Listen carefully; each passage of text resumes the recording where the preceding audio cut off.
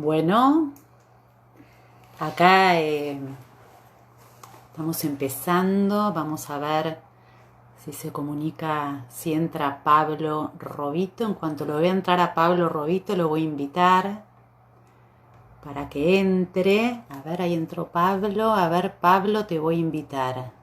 Ahí voy, Pablo, ¿eh? Sí, Pablo, para que te sumes.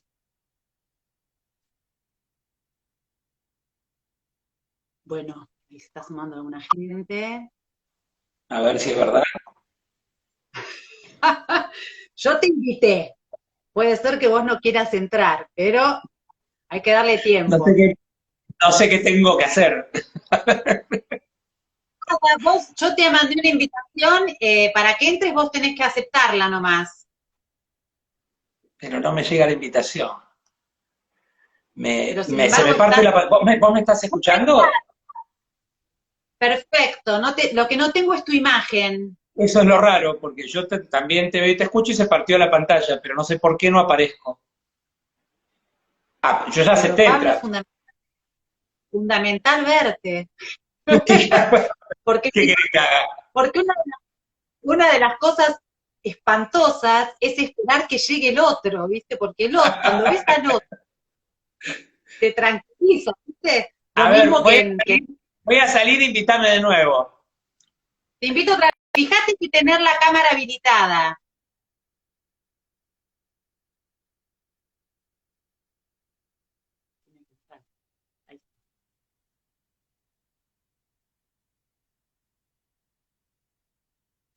Disculpen, puede fallar.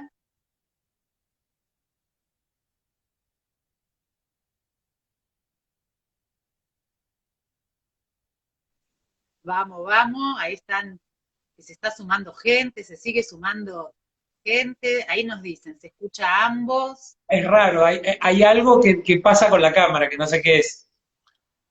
Porque se parte la fíjate, imagen.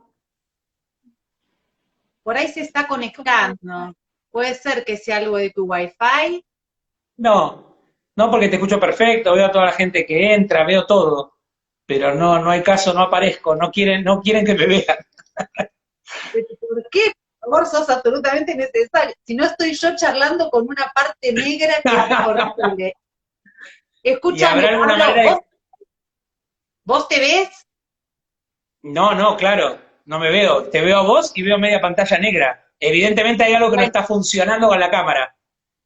bueno, vos tenés bien puesta qué raro la cámara, porque se te tendría que habilitar, salvo que no, todos te escuchan, pero no te ven. ¡Ahí está!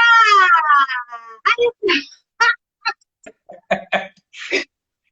¡Qué Mira, desesperación! Pablo, siempre me da una alegría inmensa verte, pero ahora especialmente no sabés qué alegría que me dio. Qué Está- bueno verte, Pablo. Voy a cometer una indiscreción que habla de mi torpeza. Estaba invertida la cámara, estaba puesta como para sacar selfies y entonces se veía negro, no había nada, estaba al revés. Vamos, aquí está. Estamos condenados a estas pantallas, ¿no? Tenemos la vida entre pantallas, es muy fuerte esto que está pasando, ¿no? Bueno, Una aparte situación que estamos novedosa, totalmente, ¿eh? una situación novedosa. Es muy novedosa, ya veníamos, ¿no? Hacia un mundo audiovisualizado, pero es como que entramos todos de prepo, ¿no? Es como que en esta pandemia quedaron algunas cosas así detenidas, que ahora vamos a hablar un poco de eso con el cine, y otras cosas se aceleraron, cosas que ya venían, ¿no? Bueno, esto de la audiovisualización, nosotros todo el tiempo, ¿no? Lo veíamos mientras está sumándose gente, pero ahora es de prepo, ¿no? Ahora estamos todo el tiempo entre pantallas, ¿no? Es como estamos en una, y en la pandemia, ¿no? Como en una película de terror. Estamos, ¿no? Vamos en una Yo tengo, entramos en una distopía de estas que se plantean en las películas, medio de prepo, y me parece que está bueno también entender que esto no es la nueva normalidad. O sea, que así como la normalidad a la que estábamos acostumbrados no va a volver, esto tampoco es la normalidad. Esto es absolutamente anormal. Ojalá no vayamos nunca hacia esta situación en el futuro como situación lógica, ¿no? Cada uno en su Sí, casa y conectado solo a través de pantalla, que es alguna de las previsiones futuras que se hacen, ¿no? Me parece abominable, ¿no? Francamente, pavoroso. terrible, terrible. Pablo, y a la normalidad pre-pandemia, ¿querés volver? No, no, no. No, sin duda. Mirá, una de las cosas que estamos charlando mucho todos en distintos ámbitos, pero el nuestro obviamente no es ajeno, al contrario, es muy pertinente, es que toda persona que produce en la industria cinematográfica se enfrenta a una realidad del mercado que es absolutamente brutal y contra la que venimos charlando, desarrollando leyes, resoluciones, cuotas de pantalla, sistemas de fomento, para poder existir en un mercado que está armado para no existir. Entonces, si me preguntás si quiero volver ahí, te digo que no. No, no, de ninguna manera. Quiero precisamente que reflexionemos sobre el lugar del que venimos, que parecía normal, porque la habitualidad te va llevando hacia un lugar donde pensar que lo dado es lo normal, y en realidad era una locura, ¿no? Y nos obligaba permanentemente a desarrollar sistemas para seguir existiendo en un mundo con una concentración de emisores brutal, con una concentración de manejo de los espacios, de la pantalla de exhibición, ¿no? Porque hay como una falsa idea de que la gente ve lo que quiere, ¿no? Y en realidad nadie ve nada que quiere, opta entre lo poco que le dejan ver. Digo, vos tenés 1000 pantallas de cine en la Argentina y las manejan 5 programadores. Y tenés 5 canales de aire y 5 programadores. Y después tenés 3 operadores de cable que deciden qué se ve adentro de cada cable y qué no. Y tenés 5 o 6 grandes plataformas de streaming internacional que deciden qué se ve o no. Y la gente dice, yo elijo. No, no elegí nada. Optás entre lo que 20 tipos deciden en todo el mundo que podés ver. Y ese es uno de los grandes problemas de la vieja normalidad que deberíamos, por lo menos, discutir. Sobre todo pensando que cuando viene este quilombo, piden la escupidera y tienen que pagar hasta los sueldos de los empleados porque no les funciona el sistema. Entonces no eran tan poderosos, ni tan importantes, ni tan fantásticos como para estar poniendo regla todo el tiempo, ¿no? Y a ese panorama que planteás, hasta, yo te iba a decir, hasta que llegó Internet, la digitalización, las plataformas y el supuesto, ¿no? Libertad de ver en diversidad, ¿no? Que también es una gran mentira, ¿no? Porque también sabemos, y bueno, ni hablar con todo este capitalismo de algoritmos, ¿no? Donde cada vez uno está como mucho más condicionado, ¿no? Recuerdo mucho algunas palabras, ¿no? De nuestro querido Getino, ¿no? ¿Te acordás que Octavio siempre decía, ¿no? El cine, la industria industrializante, ¿no? Bueno, la Escuela Crítica de Frankfurt, que veían el cine como el gran demonizador que reprimía las conciencias críticas, ¿no? ¿Qué dirían a Octavio? Imagínate a Octavio viendo el panóptico digital, ¿no? Con los algoritmos, donde prácticamente no tenemos escapatoria, ¿no? No hay lugar. Es como ahora que estamos inmovilizados, ¿no? Frente a las pantallas, ¿no? Estamos condenados a las pantallas, condenados a los algoritmos, ¿no? Igual Eh, Octavio sería uno de esos tipos que les hubiera contado las costillas, que te hubiera explicado cómo funciona el sistema desde adentro, que hubiera investigado a fondo y te hubiera dicho, esto es lo que está pasando y no lo que usted cree, ¿no? Esos tipos imprescindibles de los que siempre hay pocos y lamentablemente ya no lo tenemos, ¿no? no lo Este, tenemos, sí, sí, pero se me aparece siempre. Bueno, ya claro. tenemos ya hay varios conectados. Bienvenido, Pablo.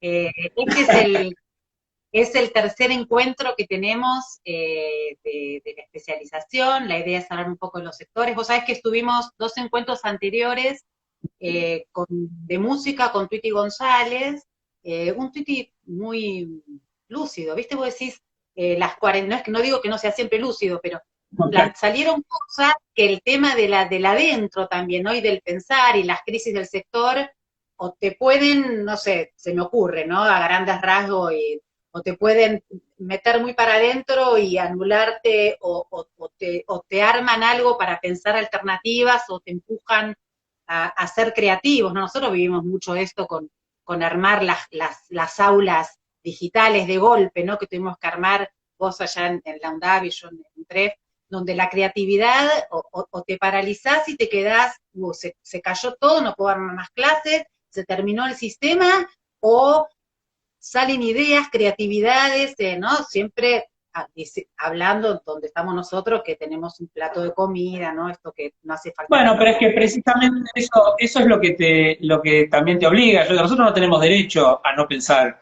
Estamos en condiciones de privilegio absolutas. Estamos cubiertos económicamente en lugares donde tenemos acceso a Internet, donde tenemos cierta, más allá de las torpezas que nos acompañan, digamos, cierto acceso a la tecnología que nos permite comunicarnos, comunicar, trabajar, mantenernos haciendo lo nuestro.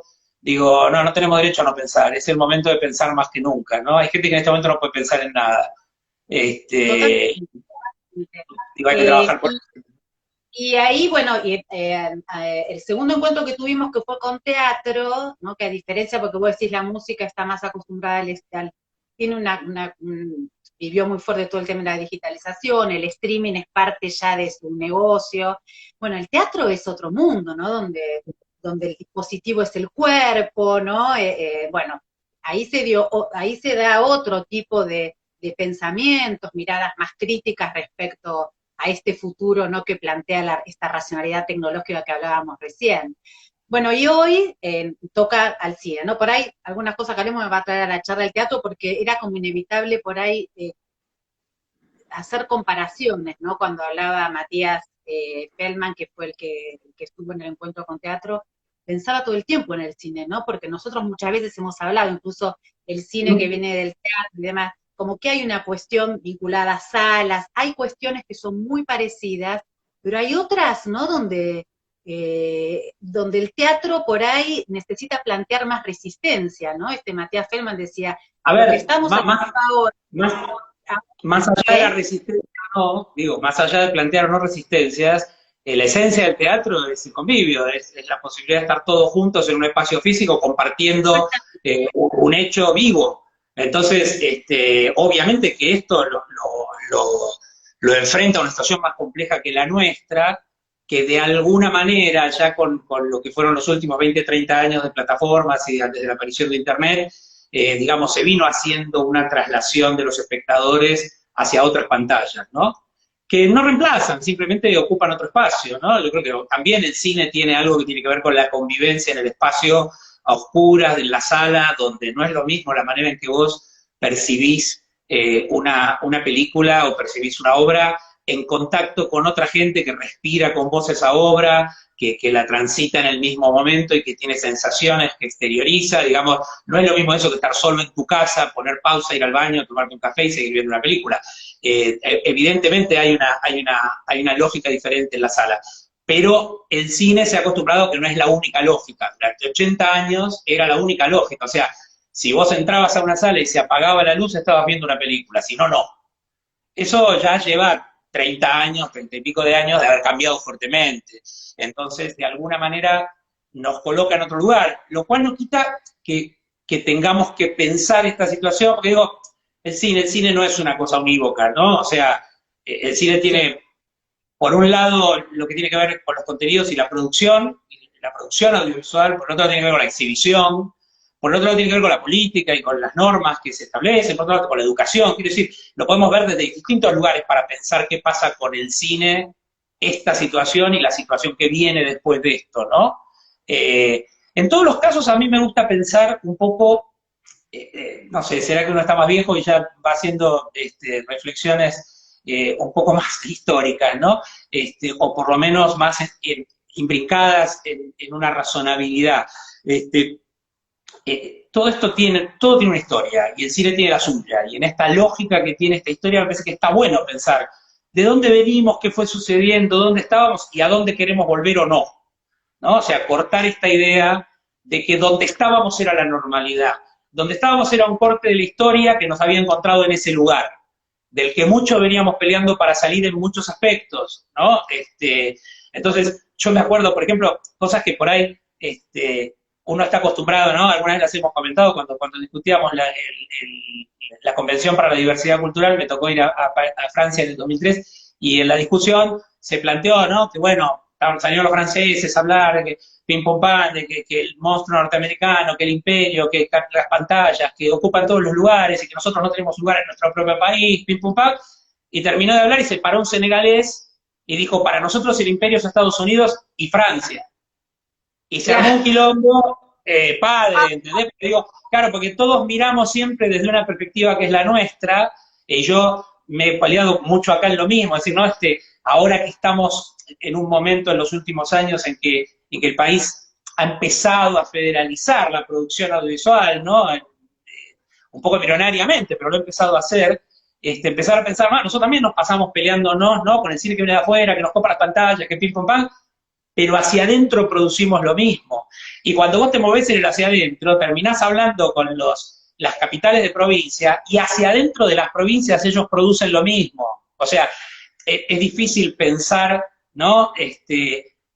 Corridos de estas lógicas. Hay que tratar de salirse de estas situaciones donde nos encontramos y nos parecen normales, ¿no? Y empezar a pensar cuál es el corte de la normalidad, dónde estamos parados, qué queremos cambiar y qué no queremos cambiar, ¿no? Me parece que en ese sentido este es un momento extraordinario, ¿no? Porque yo no creo de ninguna manera que ninguna revolución la produzca un virus, ¿no? Las revoluciones las producen los pueblos, no las producen las pandemias. Pero esta pandemia nos coloca frente a una circunstancia no pensada, que altera las reglas del juego y que altera la percepción de los jugadores y de las reglas del juego, que está bueno para analizarle y pensar, ¿no? Pensar un poco dónde estamos parados y a dónde queremos volver. Creo que esa es la discusión del momento, ¿no? O por lo menos debería serlo, si no, vamos a volver maltrechos a una misma realidad donde, viste que en este momento se está planteando en términos en todo el mundo, política y económicamente, si hacemos de esto algo que nos permita vivir un mundo mejor, o si vamos a volver a un lugar donde frente al desastre va a haber más concentración, más uniformización, y los que se quedan con todo se van a quedar más que lo que tenían antes, y los que estaban afuera van a ser más que los que eran antes, ¿no? Eso no es ajeno a la discusión del audiovisual y del cine. Me parece que no solo no es ajeno, para mí es la parte del león de la discusión, ¿no? Sí. O sea, tenés una mirada optimista en ese sentido, y lo pienso desde tu rol también, bueno, lo pensaba desde tu rol también como alguien que está educando en el área de educación, recién estuviste hace poco, vi que volviste a ENERC en el norte, ¿no? Digo, desde ese lugar, ¿no? Con pibes que están ahí, ¿no? Como queriendo ingresar a un mercado, o que en algún momento, ¿no? Donde está todo, ya venía todo bastante hibridizado y complicado, y que ahora aparece, ¿no? Como en una crisis. Bueno, en el caso del cine, la crisis de las salas, ¿no? Esto que vos hablabas recién, ¿no? Ahora no hay sala, ahora la pandemia, objetivamente, si esto ya venía planteándose, hoy objetivamente las salas están cerradas, teniendo en cuenta que la sala es una de las principales ventanas de explotación del cine, ¿no? Por excelencia, más allá de la explotación se pueda derivar, sigue siendo la plataforma inicial donde se instalan los productos audiovisuales cinematográficos en el mundo, ¿no? Sí, yo qué sé, yo empecé a estudiar en el año 84 y hice mi primera película en el año 87, hace 33 años, y estamos en crisis siempre. Yo no conozco ninguna situación que no haya sido de crisis en el audiovisual y en el cine. Me parece que vos decís, tengo una mirada optimista. No, yo no me resigno, no tengo una mirada optimista. O sea, lo que hago es seguir laburando. Entonces decís, sí, estoy dirigiendo una carrera donde tengo 950 alumnos estudiando, no tengo derecho a ser pesimista. Tengo que creer que puedo generar condiciones y trabajar para que esos pibes puedan hacer su experiencia en esto. Si no, sería un hipócrita, ¿no? Estaría informándolo para qué.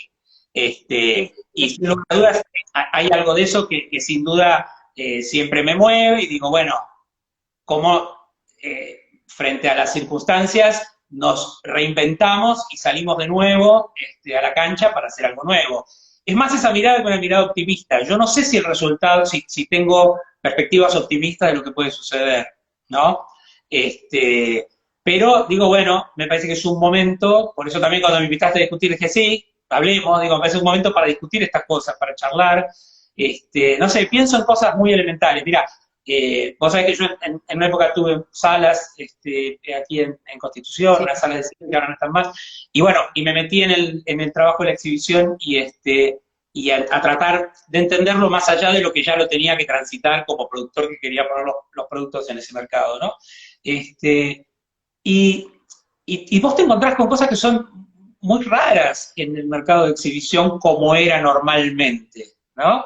Te encontrás, por ejemplo, que en la Argentina tenemos 1000 pantallas y que la mayoría de esas pantallas, digamos, vos le preguntás a la gente, ¿cuánto se llena una sala? ¿Cuánta gente hay que meter en una sala para que a una sala le vaya bien?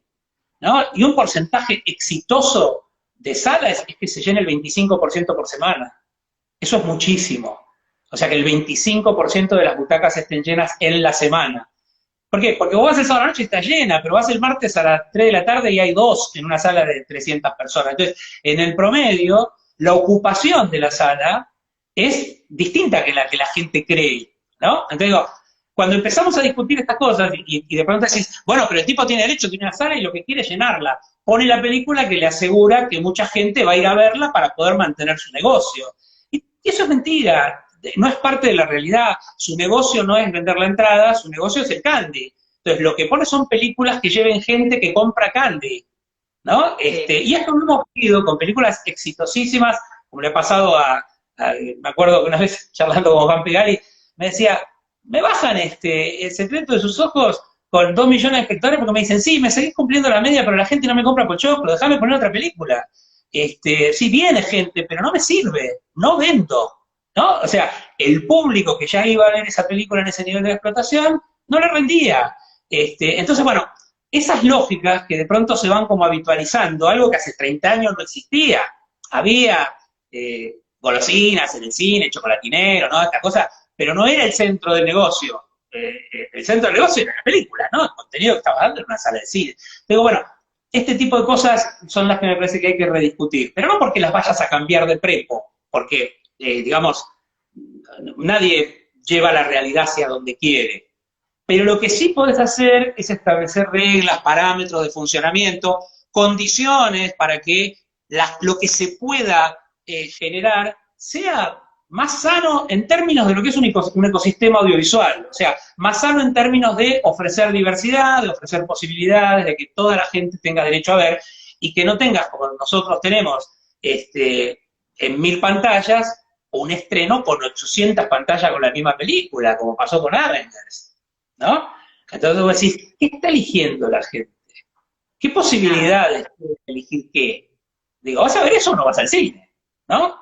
No hay otra realidad. Digo, bueno, estas son las cosas que a mí me gustaría plantearme para decir, bueno, ¿a qué volvemos? Bueno, volvamos a esto, volvamos a discutir qué queremos. Yo quiero un cine más diverso, quiero más posibilidades, quiero, a ver, me parece que en líneas generales siempre hemos dicho lo mismo, ¿no?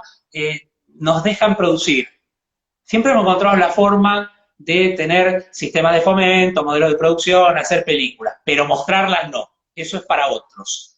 O sea, tus películas, hacelas, pero no me rompan. Ponerlas por ahí donde puedas, tirarlas por ahí. Si va gente, si no va, no va, ¿no? Entonces, bueno, si hablamos de la exhibición, a mí me preocupa más repensar cuál es el modelo con el que vamos a trabajar la programación de las salas en el futuro, que si hoy están cerradas o no, porque hoy es una circunstancia que estén cerradas. Y van a volver a abrir.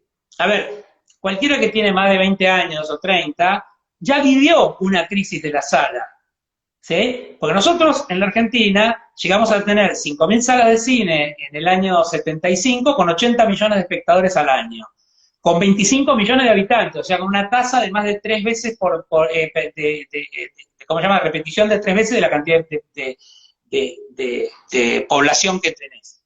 Pero después llegamos en los 90, ¿no? A tener 800 pantallas y 19 millones de espectadores, la cuarta parte de la gente, porque la gente se movió a otras pantallas, apareció la televisión, el cable, antes de internet, ¿no? Estoy hablando. Y las salas se reformularon, transformándose en estas multipantallas, con mejor sonido, con la posibilidad de instalarse en un lugar donde además de ir a la sala podías ir a comprar un libro, a tomar un café, a caminar en un shopping, o sea, hubo una reconversión, pasaron una crisis muy violenta, cerraron 4.000 salas de estos corralones que teníamos de 3.000 personas, 2.500 personas, y se transformaron en estas salas. Y ahora nosotros vemos estas salas y las vemos como lo habitual.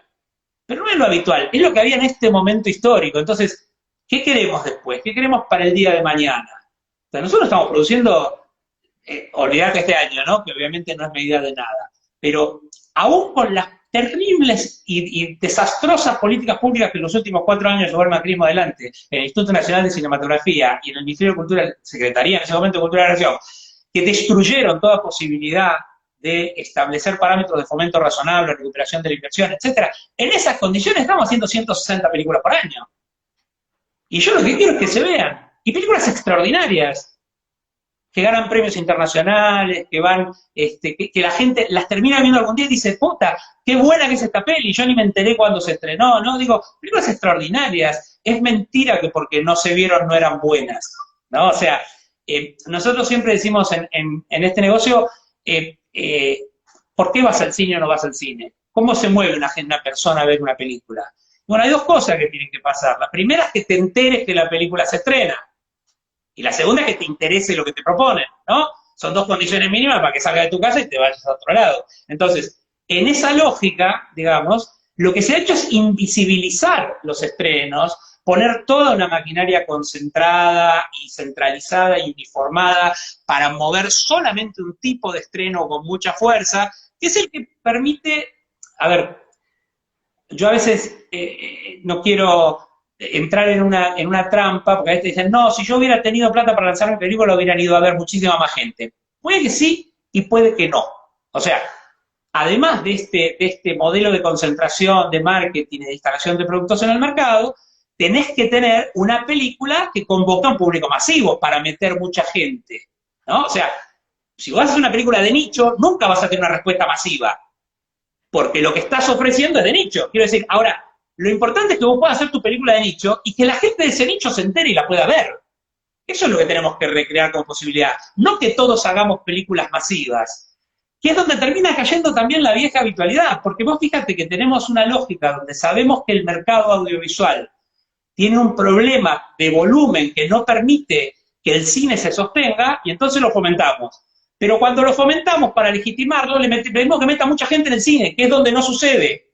Entonces hay una paradoja en la construcción de cómo legitimar un producto, que yo como Estado decidí fomentar, y después decir, estuvo bien fomentarlo y quiero que pase, ¿no?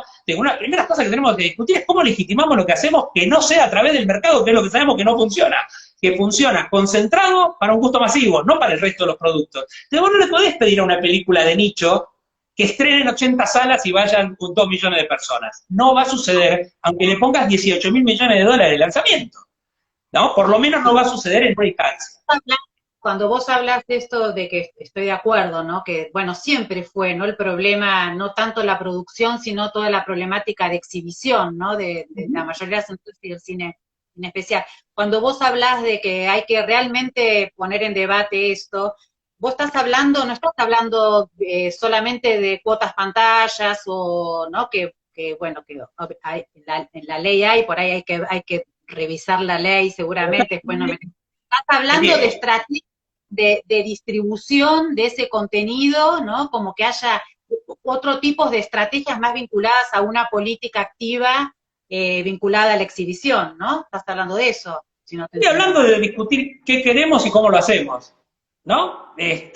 Formalmente estoy hablando de eso. Dejar de responder a lógicas que no son las propias, ¿no?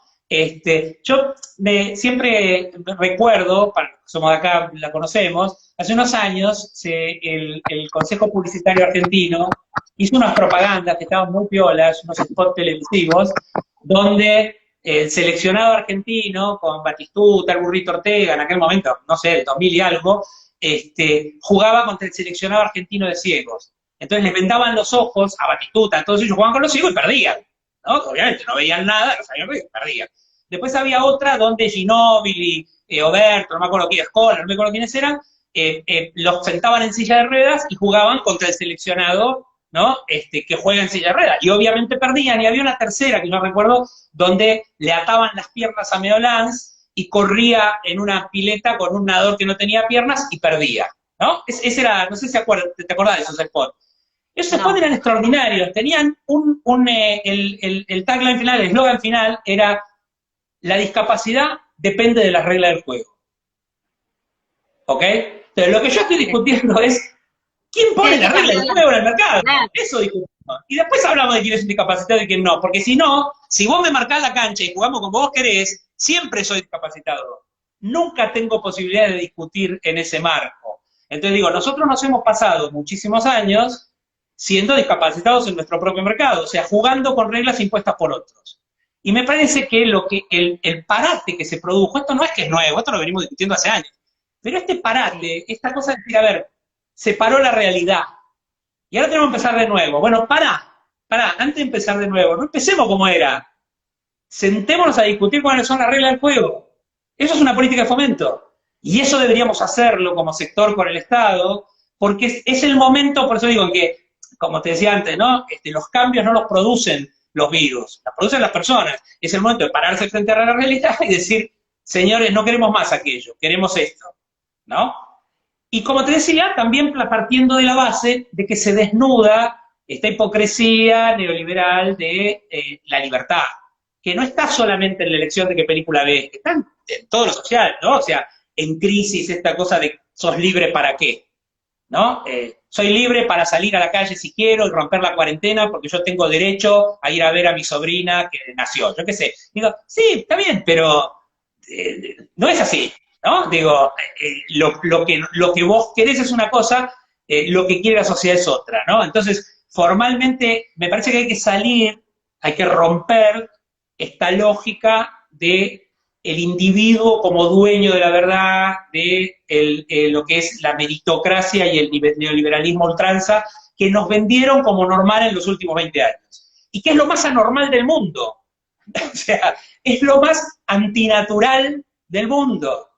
Porque si bien responde a que algunos que tuvimos determinadas condiciones que nos permitieron desarrollarnos de determinada manera, podamos acceder a las cosas que queremos hacer y nos sintamos libres de elegir, condena a todo el que no tiene las mismas posibilidades.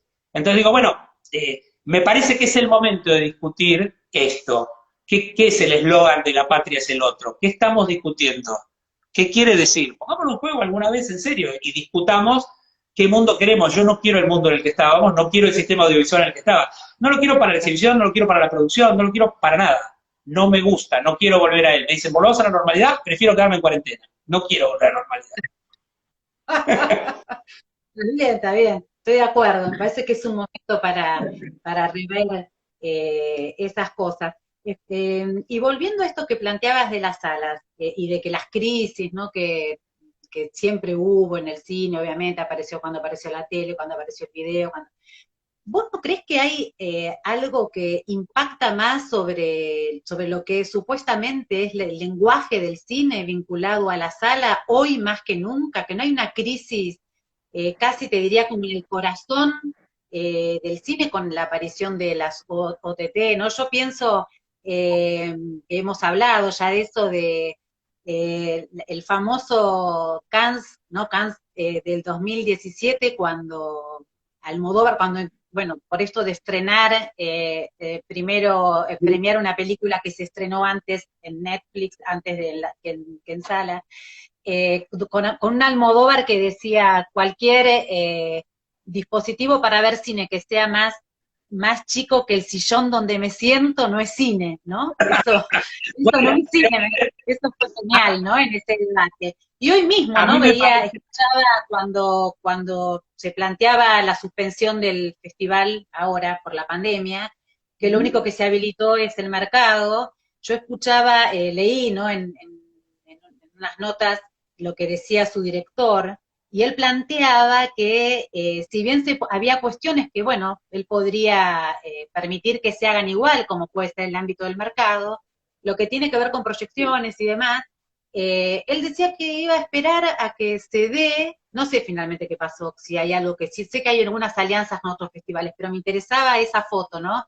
Que él planteaba que lo que es las proyecciones iban a ser en sala por cómo iba a estar, por cómo estaba pensada esa proyección, por cómo estaba pensado el festival, y en el caso de que pueda hacerse así este año, es que la vida ganó. A mí me pareció muy simbólico y muy fuerte, ¿no? Eso es como decir, el cine ganó, ¿no? Hay como una demanda más allá de lo que nosotros sabemos que tiene que ver, no más allá y no tampoco, que tiene que ver con la ventana de explotación, que es la sala.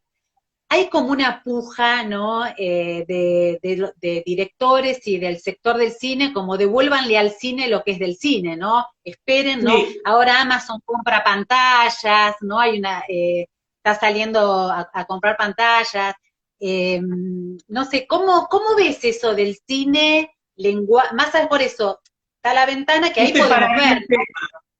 Yo separaría el tema en dos cosas distintas y de nuevo remitiéndome a la historia, porque no es la primera vez que sucede. Porque cuando apareció la televisión también hubo, con la traslación de las películas a la televisión, en menor medida que ahora, pero una discusión similar. Entonces, hay un tema que tiene que ver con la explotación comercial de las películas. El problema que hay que entender, y esto cuando yo lo digo la mayoría de la gente de cine me abomina y me quiere matar y todo, es que el cine como formato audiovisual no se define por su lenguaje, sino que se define por el dispositivo de proyección. El cine es cine si entras en una sala, se cierra la puerta, se apaga la luz y se proyecta una película. Cuando la película va a televisión, y vos decís es una película para televisión, ¿qué estás diciendo? O sea, ¿qué hace al cine cine? ¿Qué hace que una película cuando se da en cine sea una película y cuando se da en televisión no lo sea? Pues nada, es la misma película, vista de otra manera.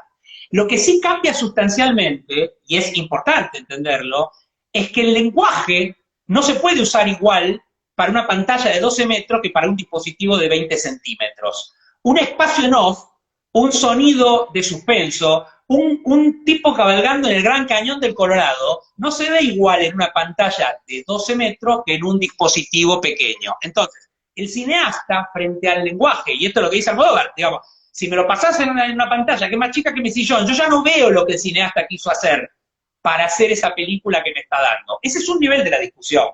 Y nosotros pero deberíamos una plantear... pregunta, ¿pero eso sucede con todos los géneros? Porque viste que parte de esa discusión, teniendo en cuenta vos hablás el Cañón del Colorado, ¿no? Me imagino un tipo de cine, pero ¿te parece que puede funcionar en cualquiera? Porque, bueno, un poco lo que se plantea es que las pantallas van a quedar más para el cine más espectacular, ¿no? O para el...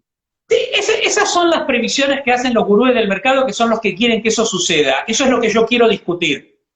Yo quiero que en esas pantallas puedan quedar otras cosas. Que ellos crean que eso es lo que vale la pena dar en la pantalla y decir, si me vas a hacer una película espectacular, la quiero ver en el cine porque no es lo mismo que verla en un... Esa es una discusión que tiene cierto valor, quiero decir, lo hizo Spielberg cuando el cine se estaba muriendo en la década del 70, abrió la boca de un tiburón así en una pantalla y dijo, si no me venís a ver a la sala no es lo mismo que en la televisión. Inventó el cine catástrofe y se revolucionó de nuevo el mercado del cine en la sala, ¿no? Digo, ya pasó. A ver, veamos la historia, pasó en otras medidas, pero ya pasaron estas discusiones. Entonces, nosotros tenemos muchas maneras de ver las películas y las pantallas vinieron para quedarse, o sea, discutir si la gente va a ver o no va a ver películas en su celular es una estupidez, la gente las ve, o sea, no hay discusión posible. Una vez hablaba con Luis Alberto Escalera, que me dice, estaba construyendo los estudios allá de Sonofil, y me dice, vengo caminando y veo 4 tipos en el piso con el celular viendo Duro de Matar 3, en el momento que se había estrenado. Entonces le dice, ¿qué están viendo? Duro de Matar 3. Y no pueden verla ahí, le dice Duro de Matar 3, no se puede ver ahí. Sí, la estamos viendo, le dice. Pero esa no es la película. Sí, ¿querés que te la cuente? Y le contó el cuentito y es el mismo. O sea, la discusión estaban discutiendo dos cosas absolutamente diferentes, pero la realidad es que eso ya sucedió. No podés discutir la realidad. Podés tratar de cambiarla, podés buscar qué modificar, etcétera. No puedes decir esto no sucede. Entonces, una cosa es el ámbito de proyección de las películas. Y otra cosa es el lenguaje, ¿no? Entonces digo, yo estoy de acuerdo, a ver, de nuevo, cuando la televisión apareció, que era cuadradita y el cine era rectangular, los directores dejaron de poner a los actores en los costados de la pantalla, porque cuando iban a la televisión, o le ponías un borde negro arriba, o los dos se iban de cuadro y te quedabas viendo el vacío. Entonces los empezaron a juntar y a ponerlos más cerca para que cuando la película fuera a televisión estuvieran las dos caras en la pantalla. Es una modificación del lenguaje. es una modificación de la elección del plano para dónde se va a ver. Ya pasó, ya nos pasó con la televisión, ¿ok? Digo, y volvió a pasar de una manera más grosera ahora con las pantallas a través de Internet y con las plataformas. Ahora, las discusiones sobre el lenguaje las podemos tener. Yo creo que el cine en sí, como tal, no muere, porque el contenido sigue existiendo. Vos podrás hacer cine para las pantallas, hacer cine para los antiguos, cualquier tipo que te dice, estoy haciendo una serie web, cuando piensa su serie, piensa que la van a ver en una pantalla, no la está haciendo para una pantalla de cine, la está haciendo para la web, y esto modifica la forma en que encara el lenguaje. Entonces, una discusión tiene que ver con el lenguaje y los contenidos. Yo a lo que me resisto es a la discusión de, no, como ahora todo se ve en un celular, todo se debe hacer para que en el celular se pueda ver así. No, bueno, el que quiere verla ahí la ve, y que vea lo que vea, yo digo, ¿para qué hago mi película? Y la película que yo hago para la pantalla de cine, pues es una película de sábado de superacción, ¿no? Para que se me caigan algunas sotas más en el camino, digo, o puede ser una película íntima, de dos personas, hecha para una sala, para verla en sala de cine, ¿por qué no? Digo, yo no me niego a esa distinción porque me parece falaz, me parece que está discutida vos fíjate, hace poco leí una nota también, no voy a decir nombre, pero leí una nota en el diario, donde discutían 4 o 5 personas del sector, y claro, los discutían eran exhibidores, dueños de cadena de exhibición, gente que vende películas en los mercados internacionales, y hablaban de esto. Sí, vamos a volver a las salas, de a poco vamos a volver y van a volver las películas. El problema es que ahora podemos probablemente entrar, pero no vamos a tener películas de gran público hasta el año que viene, entonces el primero de la época va a ser para sostener los costos, pero después vamos a volver a la normalidad. Ellos están pensando en eso y nos quieren llevar a pensar en eso. Yo no quiero entrar en ese juego. Yo quiero discutir otra cosa. Entonces digo, me parece que la pantalla de cine, desde las películas de las primeras épocas del cine hasta ahora, siempre tuvieron una lógica de comunicación a través, digamos, de cómo se plantea el contenido y el lenguaje, que están pensados para ahí, para la pantalla. Y yo no quiero que ahora me digan, mira, los que hacen cine para la pantalla tienen que hacer este tipo de película y los que no, que lo hagan para lo... No, no estoy de acuerdo. Digo, no quiero discutir eso, no quiero entrar en esa discusión, me parece que es mentirosa y me parece que no es mentirosa porque se equivocan. Es mentirosa porque juega para unos intereses determinados, que es para el cine más concentrado, más masivo, de los grandes estudios, que sale a buscar miles de millones de dólares en el mundo y se tiene que quedar con 800 pantallas el día que estrena en la Argentina. Eso. Sí, de hecho, si uno mira la foto antes, esto que decíamos, ¿no? Si uno dice, bueno, a ver, ¿dónde se detuvo el mundo del cine antes de la pandemia? Había buenas, en cuanto a lo que tiene que ver con taquilla, los números eran bastante buenos, vinculado al cine concentrado, ¿no? En Estados Unidos había crecido, China, había, creo que de 9.000 pantallas, estaban abriendo 60.000 pantallas nuevas, era una cosa espectacular, bueno, mismo acá en la Argentina, ¿no? En febrero, ahora, Había febrero, levantado, sí. el robo del siglo. ¿Con cuál fue la película la Argentina que vendió mucho, que hubo un aumento grande de taquilla? ¿A Bueno, principio de año? No sé, sí. ya la memoria no me da para qué épocas tan lejanas. Principio de año Bueno, pero lo otra que quiero vida. decir es, ¿eh? Principio de año es como otra vida. Es otra vida. Bueno, en esa otra vida, si uno mira los números, ¿no? Porque es otra manera, esto que decíamos, al cine se le puede entrar por varias maneras, y aparte es muy difícil hablar de un cine, porque hay muchos cines, ¿no? Pero si uno entra por la taquilla, la perspectiva del 2020 para el cine desde el punto de vista de la taquilla era buena, porque el 2019... Marino aclara que era el robo del siglo. Ahí posteó Marino El que es el robo robo del del siglo. siglo. Gracias, Santiago. Gracias. Ahí está Santiago. Gracias. Esa. Bueno, Todos, Fernando. todos están con el Todos robo del siglo. el robo del siglo. Bueno, pero era un 2019 que venía bien a nivel, bueno, de los grandes concentradoras del cine a nivel mundial, y acá en la Argentina había empezado con buena taquilla. Me recordaba esto que vos decís, ¿no? Que la visión de que el cine, la taquilla solo va a funcionar para las grandes, para las grandes Mira, yo películas. Yo enseño el negocio cinematográfico, es a lo que me he dedicado de la parte de la producción en mi faceta como educador en los últimos 15 años. Y desde el año 2002, 2003, hicimos una publicación con Julio Raffo en un libro de Industrias Culturales sobre cómo funcionaba el mercado de salas y cómo era la foto de las películas que más recaudaban, etcétera, hago las cuentas de eso todos los años y las veo con los alumnos. Sistemáticamente tenemos una, dos, tres o cuatro películas entre las más taquilleras del año. Eso no es del último año, no es de hoy, es sistemático. Hay momentos mejores, hay momentos peores, hay momentos de una película, hay momentos de cuatro. Pero están en ese top 10, top 5, top 15, depende cómo lo pongas, porque en realidad yo lo corto siempre en la cantidad de espectadores que son necesarios para recuperar el costo de una película media solo con entradas. Digo, a ver, ¿cuál sería la cuenta del cine si solo tengo las salas?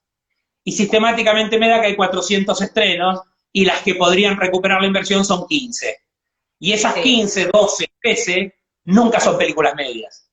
O sea, podrían recuperar la inversión de una película media, que son películas muchísimo más caras, con muchísimo más lanzamiento, con lo cual la ecuación es mentirosa. Nadie recupera la inversión en un mercado como el nuestro. Bueno, pero enseñando eso lo vemos. Y lo que vemos es que en realidad esa concentración existe hace años.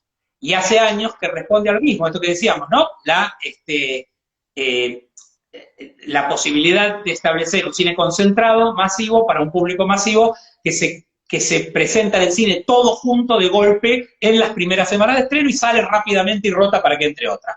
Esa es la lógica del sector. Nosotros estamos teniendo 400 estrenos por año y hace 20 años teníamos 200 con más pantallas. ¿Por qué? Porque las películas rotaban menos, se quedaban más tiempo, tenían más aire, se recuperaban de otra manera. Y los dueños de los cines recuperaban la inversión también. O sea, es mentira que la gente no iba, ¿no?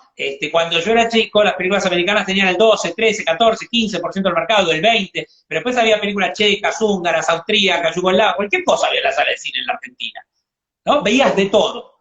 Y los cines sobrevivían. Mentira que no, el negocio no funcionaba. Entonces, hay distintas maneras en que han ido haciendo los exhibidores que su negocio se readapte y funcione, pero todas esas maneras nos han llevado como un embudo a una lógica donde ahora lo que funciona es lo masivo, concentrado y lanzado con un splash enorme para rotar rápidamente y dejar que entre otra película que va a meter mucha gente. Esa es la normalidad a la que yo no quiero volver. Porque digo, no es la única normalidad posible, sino que es la normalidad que ellos decidieron y a la cual nos llevaron y en la cual nos ahogaron y nos destruyeron. ¿Entendés? Entonces, yo me niego. O sea, vos fíjate mirá qué curioso. El cine documental en general no se estrena en salas en el mundo. Son muy pocas las películas documentales que van a salas de cine. Sin embargo, el Instituto de Cine tuvo una política de abrir primero el Tita Merelo, después se abrió, después el Espacio Cine, cada vez al cine documental. Y acá en el país se hacen entre 80 y 100 películas documentales por año y casi todas llegan a la sala, aunque sea una semana, 3 días, lo que fuera. Te digo, esa realidad no responde a la lógica que el mercado plantea a una decisión política de hacer algo. Incipiente, chiquito, no le alcanza, los documentalistas putean y tienen razón, no sirve eso para que las películas se puedan ver y todo, pero esa realidad ya es anómala para lo que es la realidad de otros lugares. La mitad de nuestra producción, o más de la mitad de nuestra producción, son películas documentales y van a salas de cine, ¿no? Bueno, ¿por qué no? ¿No? ¿Por qué no pensar otras normalidades posibles? A mí me gustaría pensar al revés, o por lo menos pensar al revés, no, pensar desde una lógica que tenga que ver con dónde se para el Estado, ¿no? Es decir, ¿por qué el Estado decide tener políticas activas para que exista el cine? ¿No? Entonces, yo no me voy a poner a hablar de esto porque hay gente que lo habla mucho mejor que yo, desde Getino y Solana, como ahora hace 200 millones de personas más que han hablado de esto, maravilla. Pero si vos, digamos, te abocás un poco a escucharlo, lees la Convención para la Diversidad Cultural, el Pacto de Derechos Humanos, el Pacto Internacional, digamos, de Economía, Sociedad y Cultura, digamos, vas a encontrar que básicamente hay dos grandes temas que están dando vueltas. Uno es el derecho a la identidad, el derecho a que cada persona pueda expresarse, pueda decir lo que quiere, pueda escuchar lo que quiere y pueda expresarse en su cultura y elegir en qué cultura quiere vivir. Ese es un derecho que está expresado en convenios internacionales que están vigentes, Que no le den bola es otra cosa, pero están ahí, digamos, ¿no? Entonces es un derecho. La construcción simbólica es la que permite que ese fenómeno identitario se pueda llevar a cabo, y entonces ahí aparecen las políticas de memoria, de derechos humanos, ¿no? Toda esta cosa. Y la otra son las grandes discusiones sobre la diversidad, sobre la necesidad de no tener una mirada única y uniforme, sino permitir que esas expresiones circulen y todos podamos acceder a todas. Entonces, si el Estado quiere eso, ¿qué política de fomento se va a dar para eso? ¿Premiar a la gente que mete más gente en el cine? O sea, que ve el película media masiva que el mercado quiere. ¿Esa es la política de fomento? No, esa no es la política de fomento. Discutámosla alguna vez. O no debería ser, si responde a la lógica de cuáles son los derechos que nosotros entendemos por los cuales el Estado decide apoyar el cine. Esta es una discusión antigua, vos la has tenido en algún momento, sobre para qué son las políticas. Entonces, las políticas son para los ciudadanos, no son para los sectores. Entonces, no hay política de cine para que los cineastas hagamos películas. ¿Sí? Las termina viendo, o pueden terminar construyéndose en el lugar, e incluso en algunos casos, en términos de algún momento histórico, se pueden haber construido leyes solo para preservar un fenómeno industrial. Puede ser, pero hoy la realidad no es esa. Hoy la realidad es que decidimos hacer cine por el derecho a la identidad y por el derecho a la diversidad. Entonces lo que yo quiero es, discutamos política de fomento, que seguramente van a traer además beneficios para los trabajadores del cine, que los cineastas se puedan expresar, que las películas se puedan hacer. Eso viene de suyo con esas leyes, digamos. Pero no son la esencia de esas leyes. Porque yo siempre le digo lo mismo a los pibes, si yo quisiera ser astronauta en la Argentina no me puedo realizar, no puedo viajar a la Luna desde la Argentina. Y el Estado no desarrolla una política aeronáutica para que yo pueda ser feliz e ir a la Luna, porque no le interesa tener una política para ir a la Luna. Digo, no es una política de Estado, no tiene sentido para este Estado hacer eso. Pero sí le interesa tener una expresión propia audiovisual y que esa expresión circule, genere, y esa expresión, ahí donde yo digo, es para los ciudadanos. Los que tienen derecho a expresarse y a ver su propia cultura son los ciudadanos. Los que lo hagan van a ser cineastas, está buenísimo, y van a tener las ventajas que tiene el modelo industrial del cine.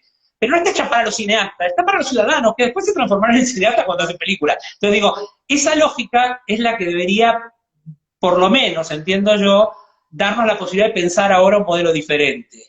¿Qué quiero? Bueno, quiero eso, quiero inclusión, quiero diversidad, quiero descentralización, quiero que no me legitimen los productos por cómo funcionan en el mercado, sino por cuál es la decisión que yo tengo para hacer esas políticas. Quiero que se cuide el patrimonio y quiero formación de espectadores. Quiero eso en una ley de fomento. ¿No? Digo, me encanta. Yo también. ¿por qué lo hacemos? Sí, Pablo, me encanta. Escúchame. Vos sabés que se va a cortar esto en cualquier momento, y me encanta que haya quedado ese final cuando se corte, porque ya en un segundo hay mucha gente saludando, de Brasil, de Paraguay, mucha gente de NERC. Bueno, no me odio que se corte y que quedemos con la palabra en la boca, ¿viste? Agradezcámosles a todos y saludémoslos. ¿Cómo? Que les agradezcamos a todos los que vinieron y los saludemos. Sí, muchas gracias. La verdad que muy lindo encuentro, Pablo, me encanta. Me quedaron un montón de preguntas, porque me imaginé que me iba a pasar, que iba a tirar algo y que ibas a venir con todo, conociéndote. Necesitamos muchas charlas más, pero me parece que abordamos cosas interesantes para seguir pensando. Esta idea de pensar qué cine queremos y qué políticas, qué instituto también, ¿no? Porque esto también, de alguna manera, va... Sí, yo no lo cerraría en eso. Yo quiero una normalidad nueva. No quiero la que tenía. Y quiero que esa normalidad nueva considere estas cosas que decimos que son esenciales.